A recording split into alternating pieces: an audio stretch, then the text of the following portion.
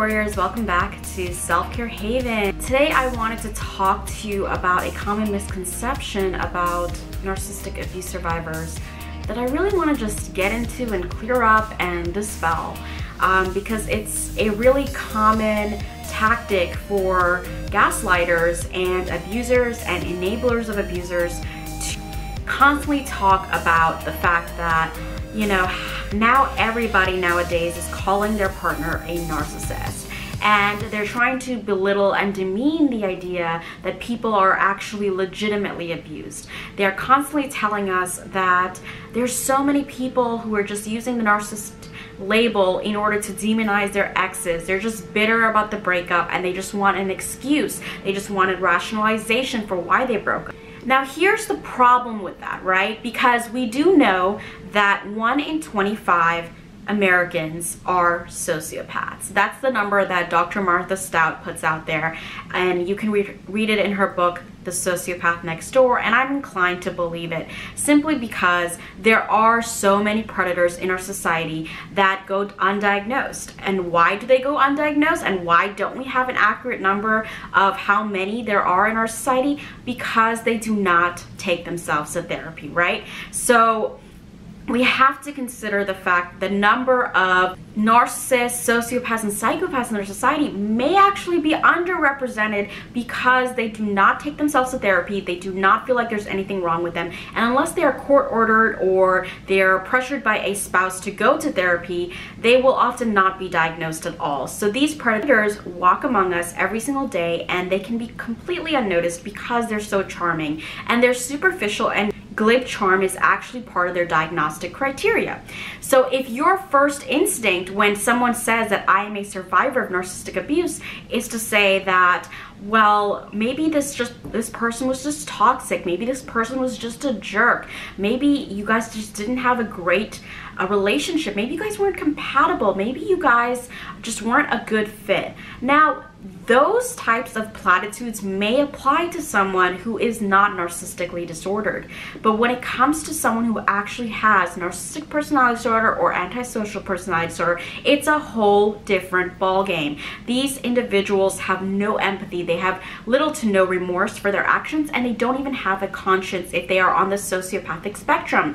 So they are capable of committing heinous crimes that you might not even be aware of, that you might not even be able to fathom. And if you haven't experienced this type of malignant predator, then you have no right to judge another survivor's experience. Now, another thing that you have to consider is that many survivors doubt themselves after the experience of psychological violence. Because there are no scars, no visible scars, I should say, usually when it comes to covert emotional violence, they doubt themselves. They think, am I really being abused? Was this just a bad breakup? Am I the crazy one? Am I the narcissist? Am I the abusive one because I reacted maladaptively to the abuse after being chronically terrorized for years? Because abusers have that way of making you look like the unhinged one when you begin to react to their constant provocation. And because of that self-doubt, because of that toxic self-blame and toxic shame that comes from the effects of trauma, survivors are very unlikely to actually even begin to pinpoint their experiences as abuse. I know because there's so many survivors who reach out to me who talk about the most horrendous, disgusting violations that they've experienced, and they are still hesitant to call it abuse. It's because they haven't yet internalized that vocabulary yet for what they've experienced. And so they're prone to doubting themselves.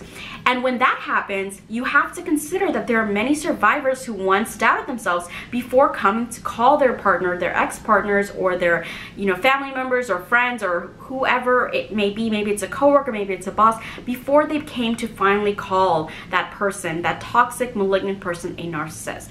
It took a great deal of research, a great deal of introspection. It took a great deal of self-work to finally understand that this was abuse. And so for them to finally come to that stage and finally call that person a narcissist is a huge deal for survivors, and it took a long time. And that's why I think that a lot of survivors who are coming out with their stories are incapable of exaggerating, because their first instinct is to look within and to blame themselves. That's the effect of trauma. And so for people who are saying, oh, these people are just exaggerating what they went through, these people couldn't have possibly encountered a true psychopath or a true narcissist or a true sociopath, and it's just so invalidating to hear that when you haven't been in that person's shoes, you don't realize that they have experienced a true full-fledged personality disordered person, and they know that they have because they've endured the war zone. They've endured the gaslighting, the stonewalling, the constant triangulation, the infidelity, the pathological lying, the covert and overt put-downs, the sabotage, the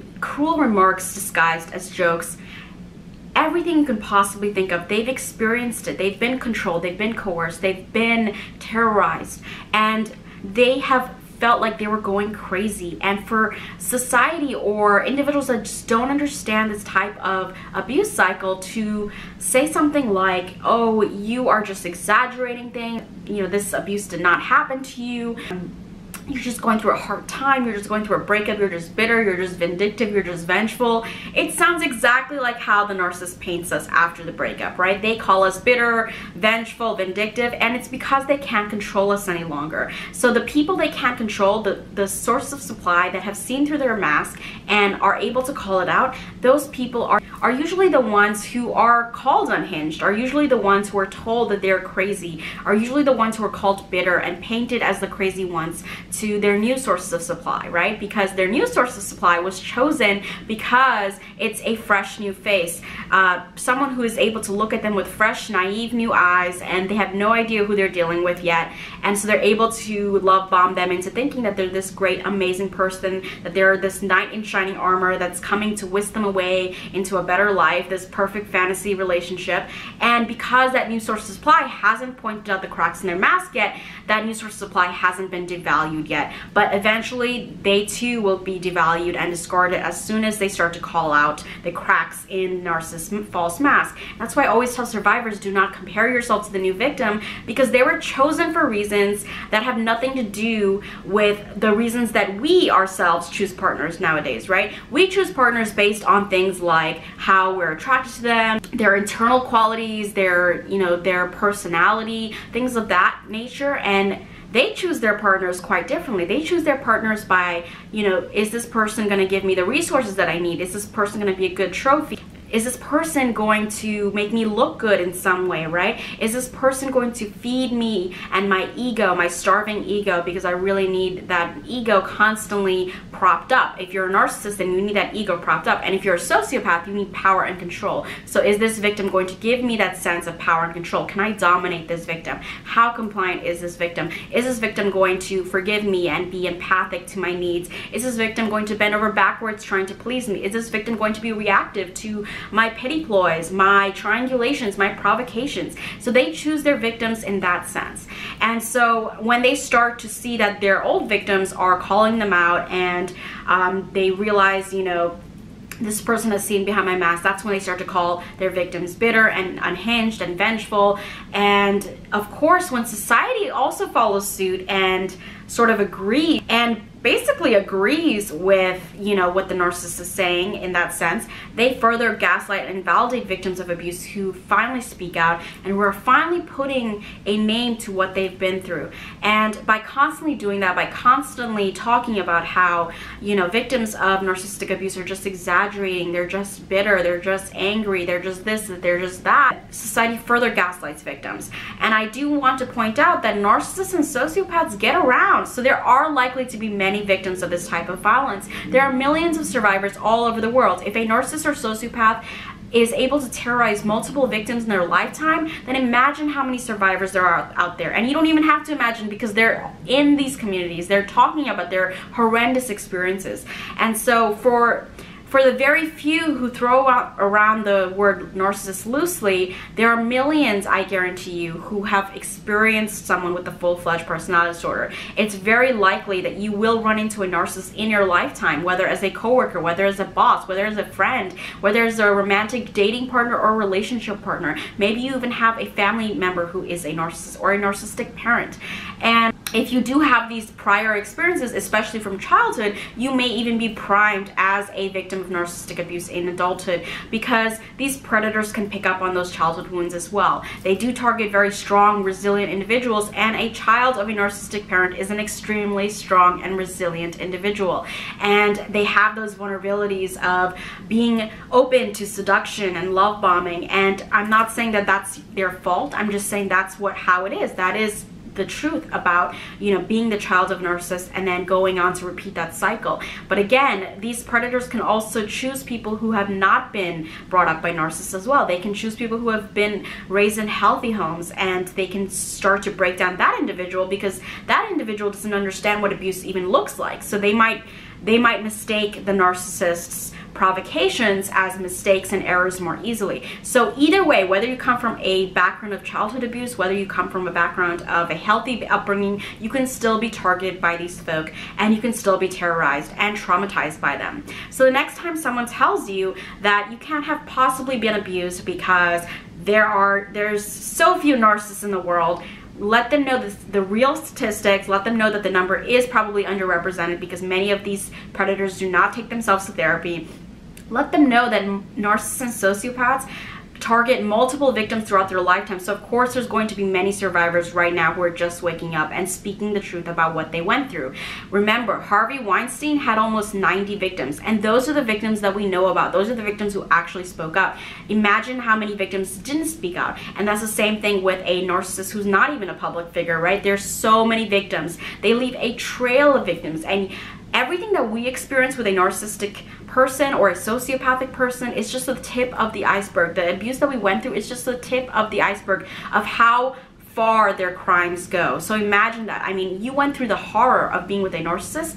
Their whole history is one huge horror story, one huge massacre. They leave a trail of victims wherever they go. So of course there's so many victims speaking out, and you don't need to feel invalidated by someone who says that. Just let them know, you know, your truth, and you know, send them on their way, because if they refuse to get it and they refuse to engage in a productive dialogue with you about this type of abuse, they're not someone that you can depend on. They're not someone that you want in your circle at all, right? Because as survivors, we are validated by each other's stories, and we are validated by the research out there and the experts who actually do get it. And they are out there, right? These people are out there who will help you, who will validate you. So you're not alone. You don't have to feel alone. And if you are being invalidated by any of these enablers, just cut them out of your circle. If they're not willing to engage in a dialogue with you, cut them out of your circle. You don't need that kind of victim blaming or shaming in your healing journey. So I hope this video has helped you. If you want to spread awareness about narcissistic abuse, be sure to share this video. Be sure to subscribe to my channel, Self-Care Haven. I do try to put out videos every week. If you've had an invalidating experience, let me know your most horrifying victim shaming and victim blaming stories. If you've had an experience with someone who was invalidating towards you when you told them your story, please do share your story in the comment section below. I really appreciate all of your amazing feedback, and I really love and appreciate all of your support and encouragement. So thank you again for all of your support. I'll talk to you guys soon, and until next time, take care. Be sure to check out my #1 best-selling book, Becoming the Narcissist Nightmare: How to Devalue and Discard the Narcissist While Supplying Yourself, a #1 bestseller in personality disorders. Also be sure to check out my book, Power: Surviving and Thriving After Narcissistic Abuse, a #1 bestseller in applied psychology.